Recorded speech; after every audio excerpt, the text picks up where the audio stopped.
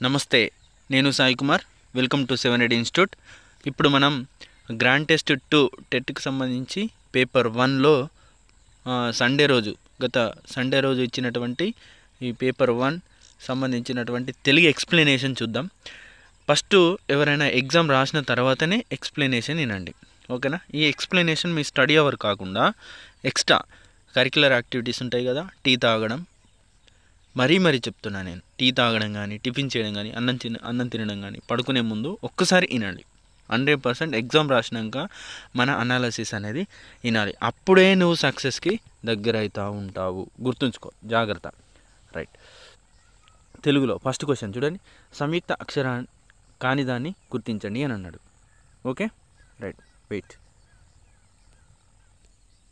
Right, చూడండి. సంయుక్త అక్షరం కాని దాన్ని గుర్తించండి. సంయుక్త అక్షరం అంటే ఏంటిది? ఫస్ట్ సంయుక్త అక్షరం అంటే ఒక అక్షరానికి, ఏదైనా ఒక అక్షరానికి దానికి సంబంధించిన ఒత్తు కాకుండా ఇతర అక్షరం యొక్క అచ్చు వచ్చి చేరినట్లయితే దాన్ని సంయుక్త అక్షరం అంటారు. ఓకేనా? ఒకే అక్షరానికి దానికి సంబంధించినటువంటి ఒత్తు వచ్చి చేరితే దాన్ని ద్విత్వాక్షరం అంటారు. ఇక్కడ ఏమన్నాడు? సంయుక్త అక్షరం కాని దాన్ని గుర్తించాలి అంటే ద్విత్వాక్షరం ఉన్న పదాన్ని గుర్తించాలి. ఓకేనా? రైట్, చూడండి. ఇదేంటిది? కన్య. నాకు యా ఒత్తు వచ్చింది, వేరే ఒత్తు వచ్చి చేరింది. ఓకే, సంయుక్త అక్షరం. కాకు తా ఒత్తు వచ్చి చేరింది, ఇది వేరే ఒత్తు, సంయుక్త అక్షరం.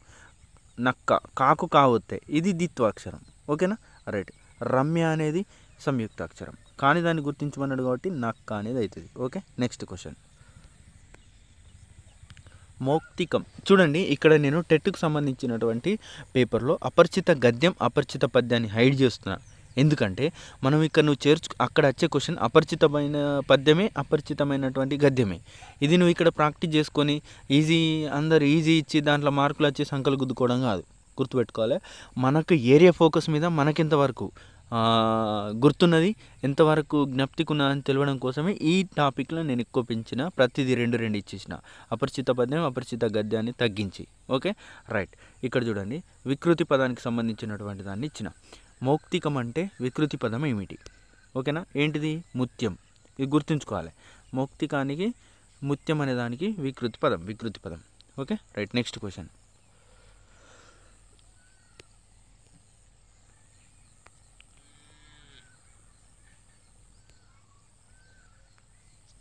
చూడండి, దివ్య అనే పదానికి ప్రకృతి పదం అడిగింది. ఇక్కడ ఏంటిది? దీపం. ప్రకృతి పదం ఏంటి? దివ్య అనే దానికి దీపం అండి. గుర్తుంచుకోండి. Right, next. బావుట అనే పదానికి అర్థాన్ని గుర్తించండి. రైట్, బావుట అని అంటే అర్థం ఏంటిదంటే జెండా అని అర్థం అండి. బావుట చాలా ఇంపార్టెంట్ ఇది. చూడండి, గుర్తుంచుకోండి. బావుట అంటే జెండా అని అర్థం. Right, next. పాషాణం అనే పదానికి అర్థాన్ని గుర్తించండి. ఇది కూడా చాలా ఇంపార్టెంట్. ఇట్లా నేను కొన్ని గుర్తించి ఉంచిన ఆ పదాలను నేను వాట్సాప్ గ్రూప్లో కూడా ఇస్తా. ఈ డిస్క్రిప్షన్లో వాట్సాప్ గ్రూప్ నెంబర్ కూడా పెడతా, దాంట్లో జాయిన్ కండి. ఓకేనా? దాంట్లో నేను పాఠం వెనుక అన్నిటిని కలిపి నేను పీడిఎఫ్ చేసి దాంట్లో ఇంపార్టెంట్ ఏంటో స్టార్ మార్క్ పెట్టించిన. ఆల్రెడీ నేను చేసినప్పుడు అయ్యే వచ్చినాయి కాబట్టి నేను ఒక్కడు కూడా పోనీయలే నేను. Okay, right. నేను కూడా ఇప్పుడు ఇస్తా. పాషాణం అనేది కూడా చాలా ఇంపార్టెంట్. నేను పెట్టిన దాంట్లో కూడా ఉంటుంది. పాషాణం అంటే బండ అని అర్థం. చీకటి అనే పదానికి పర్యాయ పదం కానిది గుర్తించండి. అంటే నువ్వు ఇప్పుడు చీకటికి పర్యాయ పదాన్ని గుర్తుంచుకోవాలి, కానీ దాన్ని తీసేసి మిగతాయి గుర్తుంచుకోవాలి. ఓకేనా? రైట్. చీకటి అనే పదానికి పర్యాయ పదం అంధకారం కరెక్టే, ద్వాంతం కరెక్టే, ఇరులు కూడా కరెక్టే. మారుతం అనేది కాదు. మారుతం అంటే గాలికి సంబంధించినటువంటి పర్యాయపదం కిందికి వస్తుంది. ఓకే, గుర్తుంచుకోవాలి. చీకటి అనే పదానికి అంధకారం, ద్వాంతం, ఇరులు, మారుతం అనేది ఏంది? గాలికి. ఓకే, రైట్, బాగా గుర్తుంచుకోవాలి. Next question. పక్షి అనే పదానికి పర్యాయపదం కాని దాన్ని గుర్తించండి. చూడండి, నేను ఇక్కడ పర్యాయపదాలు 2, నానార్థాలు 2, అర్థాలు 2, ప్రకృతి వికృతులు 2 ఇట్లా నేను పికప్ చేసిన. ఏది? పద్యం గద్యం హైడ్ చేసి. రైట్, చూడండి. పక్షి అనే పదానికి పర్యాయపదం కాని దాన్ని గుర్తించండి. అంటే పక్షి అనే పదానికి పర్యాయపదాలు నేర్చుకోవాలి నువ్వు ఇప్పుడు. రైట్, ఏంటిది? పులుగు కరెక్టే, ఖగం కరెక్టే, విహంగం కరెక్టే, శరభం కాదండి. శరభం అంటే చెవుల పిల్లి, చెవుల పిల్లి అంటే కుందేలు అని అర్థం. ఓకేనా, కుందేలు అనే పదానికి శరభం అనేది పర్యాయ పదం కింద ఉంటుంది, పక్షికి కాదు. Okay right. నెక్స్ట్ క్వశ్చన్ చూడండి. కపి అనే పదానికి నానార్థం కాని దాన్ని గుర్తించండి.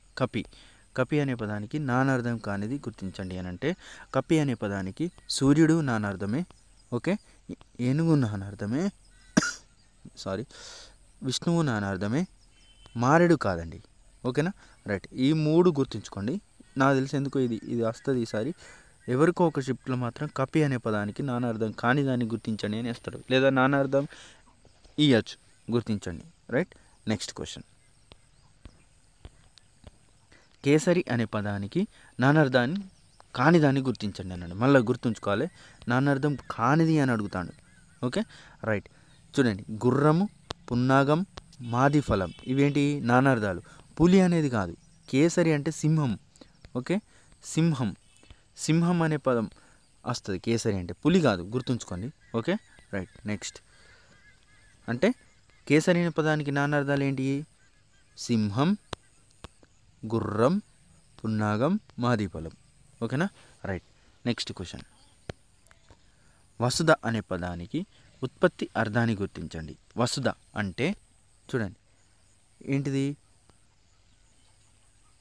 వసుధ అనే పదానికి ఉత్పత్తి అర్థాన్ని గుర్తించండి.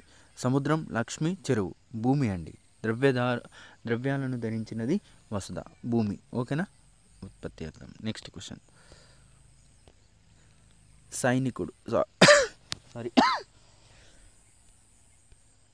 చూడండి, ఇక్కడ మిస్టేక్ పడ్డదండి. ఏంటిదంటే ఇది సైనికుడు కాదండి, సైరికుడు. గూగుల్ ఏం చేస్తుందంటే, మేము కొట్టిన తర్వాత తీసుకునేటప్పుడు ఒక్కోసారి ఆప్షన్ తీసుకుంటలేదు, ఇంకొకసారి అక్షరాన్ని తీసుకుంటలేదు. కొన్ని చిన్న మిస్టేక్ అవుతుంది, కొంచెం పట్టించుకోదు. సైరికుడు అనే పదానికి ఉత్పత్తి అర్థం అండి. అసలు యాక్చువల్గా క్వశ్చన్ ఇది సైనికుడు అని పడ్డది. సైరికుడు అని అంటే రైతు అని అర్థం అండి. ఓకేనా రైట్. నెక్స్ట్ క్వశ్చన్ చూడండి.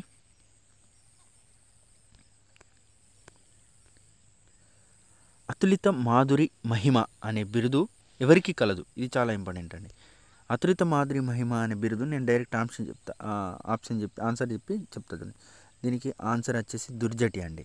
ఓకే, ఈ బిరుదుని ఎవరిస్తారంటే శ్రీకృష్ణదేవరాయలు తన దగ్గర ఉన్నటువంటి అష్టదిగ్గ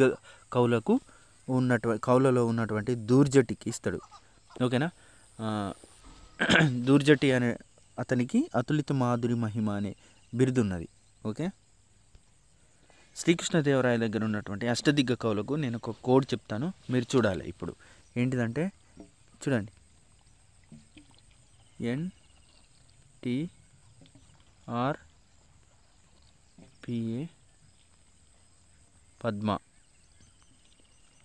ఎన్టీఆర్ పద్మ, నంది తిమ్మన్న, తెనాలి రామకృష్ణుడు, రామరాజభూషణుడు, పింగళి సూరన్న, అయ్యరాజుల రామభద్రుడు, దూర్జటి, మాదయ్య గారి మల్లన్న, అల్లసాని పెద్దన్న. గుర్తుంచుకోండి ఈ కోడ్. రైట్, ఈ 8 మంది పేర్లు గుర్తుంచుకోండి, మీకు ఎక్కడైనా యూజ్ అయితే కావచ్చు. మరియు ఈ దూర్జటి యొక్క శతకం, శ్రీకాళహస్తీశ్వర శతకాన్ని రాసిస్తాడండి. ఈ దూర్జటి శ్రీకాళహస్తీశ్వర మహత్వం కూడా రాసిస్తాడు. దూర్జటి అతులిత మాధురి మహిమ అనేది ఇతనికి బిరుదున్నది. నెక్స్ట్ క్వశ్చన్ చూద్దాం. సురోజు బాల నరసింహాచారి రచన కానిదాన్ని గుర్తించండి అని అంటాడు. ఓకేనా, ఇక్కడ ఆన్సర్ వచ్చేసి చూడండి, కవితా కీర్తనం అతనిదే, భగవద్గీత ఖండామృతం అతనిదే, మహేశ్వర శతకం అతనిదే, విశ్వామిత్ర చరిత్ర అనేది ఏనుగు లక్ష్మణ కవి, గంగామాత్యం, విశ్వామిత్ర చరిత్ర, సుభసీత రత్నావళి అనేటివి ఎవరి ఏనుగు లక్ష్మణ కవి. గుర్తించండి, విశ్వామిత్ర చరిత్ర, గంగామాత్యం, తర్వాత సుభసీత రత్నావళి ఇవలి ఏనుగు లక్ష్మణ కవి. కవితాకేతనం, భగవద్గీత ఖండామృతం, మహేశ్వర శతకం ఇవరిది సురోజు బాల నరసింహాచారి. రైట్, ఇట్లాంటి భేదాలను గుర్తించుకోవాలి. అక్కడ విశ్వామిత్ర చరిత్ర ఇట్లా ఇచ్చినప్పుడు గుర్తించండి. Right, next question. జాతీయం కాని దాన్ని గుర్తించండి. ఓకే రైట్, ఏంటిది? జాతీయం కానిదంటే సామెత గుర్తించాలి ఇండైరెక్ట్గా. ఇది కొత్తంత పండుగ లేదు, అత్తంత ఆత్మ లేదు. ఇదే ఆన్సర్ అండి. నేను ఇంతకుముందు చెప్పిన సామెతలో నిగూఢంగా అర్థం దాగి ఉంటుంది, జాతీయంలో అలా దాగి ఉండదు. నిగూఢంగా వేరే అర్థాన్ని దాగి ఉన్నట్లయితే దాన్ని సామెతగా గుర్తించవచ్చు. Right, next question.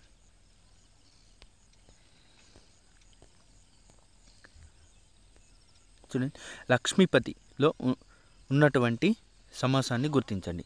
లక్ష్మీపతి అంటే ఏంటిది? లక్ష్మి యొక్క పతి, లక్ష్మి యొక్క పతి. కిన్కున్ యొక్క లోన్ లోపలం దేంట్లో వస్తుందండి? షష్ఠి తత్పురుష సమాసంలో వస్తుంది. ఓకేనా? కిన్కున్ యొక్క లోన్ లోపలం, కిన్కున్ యొక్క, చూడండి యొక్క, ఇది షష్ఠి తత్పురుష సమాసంలో వస్తుంది. Right, next question. ఇక్కడ పదాన్ని విడదీసి రాసేటప్పుడు ఏమొస్తుంది దాన్ని బట్టి సమాసాన్ని గుర్తించాలి. ఆహా, ఆ బంగారి లేడీ ఇంత బాగున్నది, ఎంత బాగున్నది. ఓకే, ఈ వాక్యంలో గీత గీసిన పదాన్ని దీనికి చెందినది గుర్తించండి. రైట్, దేనికి చెందినది గుర్తించండి. చూడండి, అక్కడ ఆశ్చర్యార్థక గుర్తున్నదని ఆశ్చర్యార్థక పదం అనద్దు. అదేంటిది? లింగ వచన భేదాలు లేనటువంటి దాన్ని ఏమంటామంటే మనం అవ్యయం అంటాం. ఏమంటాం? అవ్యయం. అట్లని, అయితే, కాబట్టి ఇవన్నీ లింగవచనం సంబంధం ఉండదు కాబట్టి వీటిని అవ్యయాలు అంటారు. ఆహా, గుర్తుంచుకోవాలి. ఆహా, అయితే, అట్లని, కాబట్టి ఇవన్నీ అవ్యయాలు. Right, next question. పోరేమిటి అనే పదంలో ఉన్నటువంటి సంధిని గుర్తించండి. రైట్, దీన్ని విడదీసి రాస్తే ఏమొస్తుందండి? పోరు. చూడండి, పోరు ప్లస్ ఏమిటి. అవునా? మనం సంధిని గుర్తించేటప్పుడు ఏంటిది? పూర్వపదంలో ఉన్నటువంటి చివరి అచ్చు దేనికి సంబంధించింది చూడాలి. ఇక్కడ ఏమొస్తుంది? అచ్చు ఊ వస్తుంది కాబట్టి ఉత్వసంధి. ఆ అయితే అత్వసంధి. పూర్వపదంలో చివరి అక్షరం ఆధారంగా డిసైడ్ చేయాలి. చివరి అక్షరం ఇది పూర్వపదంలో చివరి అక్షరం. దీంట్లో ఏముంది? అచ్చు ఊ ఉన్నది, ఉత్వసంధి. ఆ అయితే అత్వసంధి, ఈ అయితే ఇత్వసంధి. ఇవి గుర్తుంచుకోవాలి. ఓకేనా? ఊ వస్తుంది కాబట్టి ఏమొస్తుంది? దీని ఆన్సర్ ఏంది? ఉత్వసంధి. ఓకే, రైట్, నెక్స్ట్ క్వశ్చన్ చూడండి. రైతులు పండించిన పంటను ఏ పేరుతో అన్ని కులాల వారికి ధాన్యాన్ని పంచుతారు? ఇది చాలా ఇంపార్టెంట్ అండి. టెక్స్ట్ బుక్ క్వశ్చన్స్ ఇవన్నీ మీరు గుర్తించాలి. నేను గుర్తించిన అంటే మీరు గుర్తించుకోవాలి. ఇగో ఇది ఇలాంటివి కూడా ఉన్నాయని. ఓకే, ఇదేంటంటే ఎర్రం పేరుతో పంచుకుంటానండి. గిరిష అర్ర అనేది ఏంటంటే ధాన్యం దాచిపెట్టుకునే కదా. ఏరువాక అంటే ఆరుకోవడం. అంటే వ్యవసాయము రైతులు ప్రారంభించే రోజు ఏరువాక పున్నమి రోజు చేస్తారు. ఆరుకుంటారంటే పనులు ప్రారంభించడం. ఎరం అంటే ధాన్యం, పండిన ధాన్యాన్ని అన్ని కులాల వారు పంచుకుంటారు. Okay, right, next question.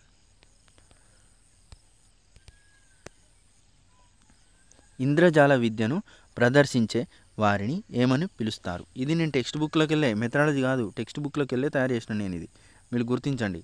ఇంద్రజాల విద్యను ప్రదర్శించే వాళ్ళని ఏమంటారంటే సాధనాసూరులు అంటారు. ఇది పద్మశాలులను ఆశ్రిత కులం, పద్మశాలులకు ఆశ్రిత కులం ఇంద్రజాల విద్య. ఇంద్రజాలులు సాధనాసూరులు చేస్తారు ఇంద్రజాల విద్యని. పద్మశాలికి ఆశ్రిత కులం ఏదంటే సాధనాసూరులు అండి. సాధనాసూరులు అనేవాళ్ళు పద్మశాల దగ్గర అడుక్కుంటారు. వీరు ప్రదర్శించేదే ఇంద్రజాల విద్య. ఓకేనా? రైట్, గుర్తుంచుకోండి. కాటిపాపలు అనుకుంటాం, కాదండి. Right, next.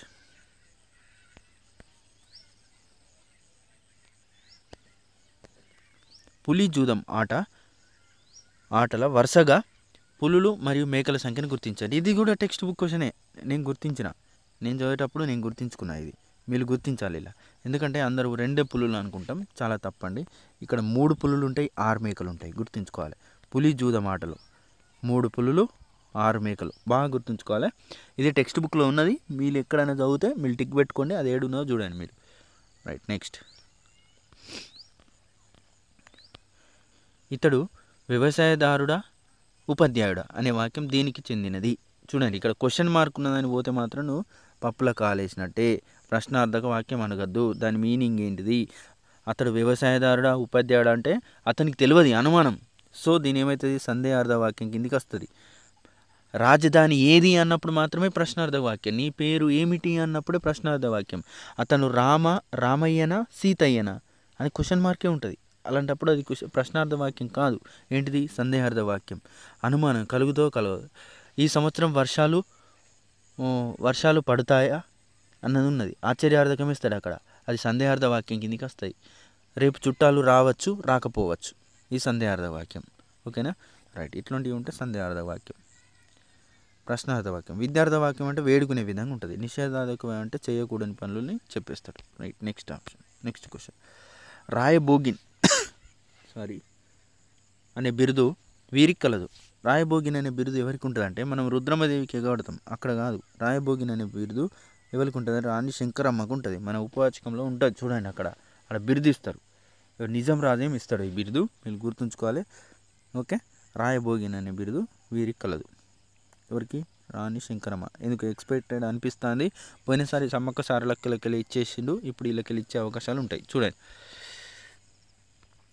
బతుకమ్మ పండుగను అశ్వయుజ మాసంలో, చూడండి ఇక్కడ నేను క్వశ్చన్లు ఇచ్చేసిన. బతుకమ్మ పండుగ ఎప్పుడు జరుగుతుంది? అశ్వయుజ మాసంలో. ఎన్ని రోజులు జరుగుతుంది? 9 రోజులు జరుగుతుంది.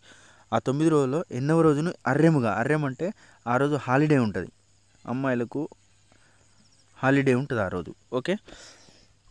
సారీ, జలుబైందండి. ఏ రోజున హర్రెం జరుపుకుంటారు? హర్రెం అంటే హాలిడే, ఆ రోజు బతుకమ్మని ఎన్నవ రోజు అండి? 6వ రోజు హర్రెం పెడతారు, గుర్తుంచుకోవాలి. రైట్. ఎంగిలి పూలు మొదటి రోజు, సద్దుల బతుకమ్మ లాస్ట్ రోజు, 6వ రోజు హర్రెం. ఇంకా మిగతావి కూడా ఉంటాయి, చెప్తాం. రైట్. నెక్స్ట్, దారు శిల్పులు అని వీరిని పిలుస్తారు. ఎవరిని పిలుస్తారు? దారు శిల్పులు అని వడ్రంగుల వాళ్ళని పిలుస్తారు. దారు శిల్పులు అంటారు వీరిని. ఓకేనా? నేను ఇవన్నీ ఎక్కడికి వెళ్ళి తయారు చేయలేదు, టెక్స్ట్ బుక్లోకి వెళ్ళి తయారు చేసిన, వాళ్ళు ఉన్నాయి చూడండి. రైట్. మెత్తలాడు చూడండి. తెలుగు భాష అనేది ప్రత్యేక నియమాల సముదాయం ఆధారంగా నిర్మించిన ప్రత్యేక వాక్యాల సముదాయం అని నిర్వచించిన వ్యక్తి ఎవరు? ఆబ్రహం చామ్స్కీ అండి. డెఫినేషన్ ఒకటి పక్కా వస్తుంది, చూసుకోండి. ఫస్ట్ పాఠంలో డెఫినేషన్ చూడండి, ఓ 3-4 ఉంటాయి, అలాకెళ్ళి వస్తాయి. తెలుగు మెథడాలజీలో ఫస్ట్ పాఠంలో మెథడాలజీ భాష గురించి ఉంటాయి, దాంట్లోకి వెళ్ళి డెఫినేషన్లు వస్తాయి, ఒకసారి చూసుకోండి ఎగ్జామ్ ముందు. Next question. కింది వాటిలో సరైన దానిని గుర్తించండి. రైట్. ఇది కూడా టెక్స్ట్ బుక్ మెథడాలజీకి వెళ్ళి. సంస్కృతి నాగరికత అనే పదాలను ఒకదానికొకటి పర్యాపదాలుగా వాడతాం, ఇది రైట్ అండి. ఒకదాని సంస్కృతి అన్న నాగరికత అన్నట్టు మనం అట్లనే వాడుకుంటాం, కానీ అది ఇది వేరు. నాగరికత కాలానుగుణంగా మారుతుంది. మనం పట్టణ నాగరికత, గ్రామీణ నాగరికత కాలాలు అనుగుణంగా మారుతూ ఉంటాయి. అవి నాగరికత. పట్టణ నాగరికత మారదా? మారుతాయి, అప్డేట్లు వస్తాయి. కానీ సంస్కృతి మారది. సంస్కృతి ఆచారాలు అనేటివి మారవి. చూడండి, సంస్కృతి స్థిరంగా ఒక తరం నుండి మరో తరానికి అమూల్యమైన వారసత్వాన్ని అందిస్తుంది. ఇది మాత్రం చాలా ఇంపార్టెంట్. చూడండి, మారది, సంస్కృతి అనేది మారది. నువ్వు పెళ్ళిళ్ళు ఎట్లా జరుగుతున్నాయి అట్లనే జరుగుతాయి. ఓకేనా? సాంప్రదాయాలు ఎట్లుంటాయి అట్లనే, అవన్నీ సంస్కృతి కిందకి వస్తాయి. సంస్కృతి అనేది మారది. సో ఆన్సర్ ఏంది? పైవన్నీ కరెక్టే, గుర్తుంచుకోండి. ఇళ్ళకెళ్ళి ఎందుకో బిట్టు పడుతుంది అనిపిస్తుంది. చూడండి, 57ది. విస్తృత ప్రపంచానికి శిశువు తన వ్యక్తీకరణ సామర్థ్యాన్ని తెలియజేసే మొదటి మార్గంలో ఒకదానిని గుర్తించండి. ఓకేనా? వ్యక్తీకరణ ఫస్ట్ మొదట తెలియజేసేది. మొదట దేని ద్వారా తెలియజేస్తాడు? రోదన. గుర్తుంచండి, ఇంపార్టెంట్ అండి. మాట్లాడలేడు స్టార్టింగ్లో. నవజాత శిశువు ఏడ మాట్లాడతాడు? మాట్లాడలేడు. బిగ్గరగా చెప్పడమా? మాటలేరా, ఎట్లా చెప్తావు? భావ వ్యక్తీకరణ చేస్తారా? కాదు, రోదన, ఏడుస్తాడు. ఇంకోటి ఉత్తేజం అనేది ఏడుస్తాడు. ఉత్తేజం ఉంటుంది, రోదన ఉంటుంది. ఉత్తేజం అనేది ఫస్ట్ కలిగినటువంటి వికాసం ఏదంటే ఉత్తేజం అని చెప్పాలి. ఓకేనా? కాకపోతే ఏంది, ఆయన వ్యక్తీకరణ సామర్థ్యం దేని ద్వారా చెప్తాడు? రోదన, ఏడవడం వల్ల. పుట్టినప్పుడే ఏడుస్తాడు. ఓకేనా? దీని ద్వారా తెలియజేస్తాడు. ఆకలైనా ఏడుస్తాడు. ఓకేనా? అట్లా. ఎందుకంటే ఉత్తేజం మళ్ళీ రోదనకు మధ్య మీరు కన్ఫ్యూజ్ కావద్దు. 2 ఆప్షన్లు ఇచ్చినా కూడా ఉత్తేజమే పెట్టాలి. వ్యక్తి ఉత్తేజం కలిగిన తర్వాతనే ఏడుస్తాడు. ఉత్తేజం కలగకపోతే ఏడవకపోవచ్చు కూడా. ఓకేనా? రైట్. Next question. పర్షాలను గుర్తించండి. ఏంటిదండి? కచ్చటి తప్ప. ఏంటి? కడిచప్పుల. ఏంటి? సరళాలు. ఇవి పర్షాలు, ఇవి సరళాలు. గుర్తుంచుకోవాలి. ఇవి ఊష్మాలు, యవరాలు, అంత్యాలు. నెక్స్ట్ క్వశ్చన్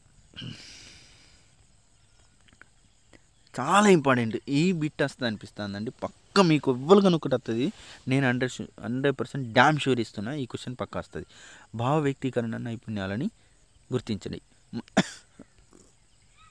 చూడండి భావ వ్యక్తీకరణ అంటే మనం భావాన్ని వ్యక్తీకరించాలి. ఇక్కడ మన దగ్గర ఉన్నట్టు భావాన్ని వ్యక్తపరచాలి. మనం ఈ వ్యక్తపరచాలంటే చెప్తాం, మాట్లాడడం ద్వారా చెప్తాం, లేదా రాయడం ద్వారా కూడా మన భావాలను వ్యక్తపరచవచ్చు. సో భాషణం లేదా లేఖనం ద్వారా మనం భావ వ్యక్తీకరణ. చూడు ఇక్కడ ఏమంటే భావగ్రహణ అడగచ్చు. భావగ్రహణం అంటే ఎవరైనా మాట్లాడితే వినొచ్చు. ఓకేనా? ఇంకేం రావచ్చు, పఠనం ద్వారా కూడా మనం భావగ్రహణం చేసుకోవచ్చు. అర్థమవుతుందా? సమాచారాన్ని గ్రహించడానికి ఉన్నటువంటి సాధనాలు ఏంటివి? శ్రవణం, వినడం, ఇంకోటి ఏంటిది పఠనం. ఈ రెండు చేయడం వల్ల కూడా మనం విషయాన్ని తెలుసుకోవచ్చు, గ్రహించవచ్చు. మరి వ్యక్తపరచడం ఎట్లా? చెప్పడం ద్వారా మరియు రాయడం ద్వారా. అంటే చెప్పడం అంటే భాషణం, రాయడం అంటే లేఖనం. ఇక్కడ నేను అడిగింది ఏంది? భావ వ్యక్తీకరణ కాబట్టి వ్యక్తపరచడం భాషణం ద్వారా, లేఖనం ద్వారా. ఓకేనా? మరి ఇదే క్వశ్చన్ ఇంకోటి చెప్తాను ఏంటిది? భావగ్రహణ అంటే మనం గ్రహించడం అనేది దేని ద్వారా? శ్రవణం ద్వారా, పఠనం ద్వారా. Okay, right. దీనికి ఆన్సర్ మాత్రం భాషణం, లేఖనం. నెక్స్ట్ క్వశ్చన్ చూడండి. ఇది చివరి క్వశ్చన్ తెలుగులో. విద్యార్థికి జ్ఞానం ఎంత మేరకు ఉందో తెలుసుకోవడానికి పాఠం బోధించక ముందే నిర్వహించే మూల్యాంకనాన్ని ఏమని పిలుస్తారు? ఇది గుర్తుంచుకోవాలా? ఎక్స్ప్లెనేషన్ చూడండి. ఒక పాఠం చెప్తున్నామండి, ఆ పాఠం గురించి ఆ పాఠం నేర్చుకోవడానికి విద్యార్థికి ఏ మేరకు సామర్థ్యం ఉంది అని తెలుసుకోవడానికి చేసేటువంటి పరీక్ష ఇప్పుడు మనం అడిగేది. సో ఈ పాఠం బోధించకముందే మనకి ఇతనికి దీనికి సంబంధించి మనం నేర్పే విషయాల గురించి ఏ మేరకు ఉందో అని తెలుసుకోండి. సో ఇలాంటి నిర్వహించే పరీక్షని లోప నిర్ధారణ మూల్యాంకనం అంటారండి. ఓకేనా? లోప నిర్ధారణ మూల్యాంకనం పాఠం బోధించకముందే చేసేది. రూపణ మూల్యాంకనం అంటే ఫార్మేటివ్ అసైన్మెంట్. అంటే ఫార్మేటివ్ అసైన్మెంట్ ఇయర్లీ 4 సార్లు చేస్తాం. ఓకేనా? Right. FA1, FA2, FA3, FA4. సంకలన మూల్యాంకనం అంటే సమ్మేటివ్. ఇది 2 సార్లు ఉంటుంది. హాఫ్ ఇయర్లీ ఉంటుంది, మళ్ళీ లాస్ట్ ఎండింగ్ ఒకసారి ఉంటుంది. నిరంతర మూల్యాంకనం పెట్టద్దు. ఇదేంది? పాఠం బోధిస్తున్న సమయంలో, కానీ బోధించని పాఠం కోసం చేసేది కాదు. ఇది బాగా గుర్తుంచుకోవాలి. నిరంతర సమగ్ర మూల్యాంకనం అనేది పాఠం బోధిస్తున్నప్పుడు చేసేది, కానీ బోధించని పాఠానికి ఇది చెయ్యరు. గుర్తుంచుకోవాలి. బోధించని పాఠానికి చేసేది అంటే ఇక బోధించబోతున్నాం ఆ పాఠానికి చేసేది లోప నిర్ధారణ మూల్యాంకనం. ఓకే, చూడండి.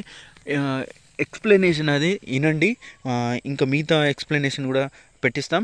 మా 780 ఇన్స్టిట్యూట్ అనేది మీకోసం, మీకు హెల్ప్ చేయడం కోసమే ఇది ఏర్పాటు చేయబడేది. అన్నీ ఉచితంగానే ఉంటాయి. మీ ఫ్రెండ్స్కి ఇది షేర్ చేయండి, సబ్స్క్రైబ్ చేసుకోండి. ర్యాండమ్గా ఉంటుంది. డిఎస్సిలో 100% మేము దగ్గరుండి మీ జాబ్ కొట్టించే బాధ్యత మేము తీసుకుంటాం. మేము సక్సెస్ అయినటువంటి దారులను మీకు చూపించడానికే మేము ఇది పెట్టినాం, అందరికీ హెల్ప్ కావాలని. సో దయచేసి దీన్ని నేను రిక్వెస్ట్ చేస్తున్నా, అందరికీ షేర్ చేయండి. అందరికీ ఇన్ఫర్మేషన్ కావాలి, పైసల కోసం కాదు, ఉచితంగానే అన్నీ. Okay, thank you.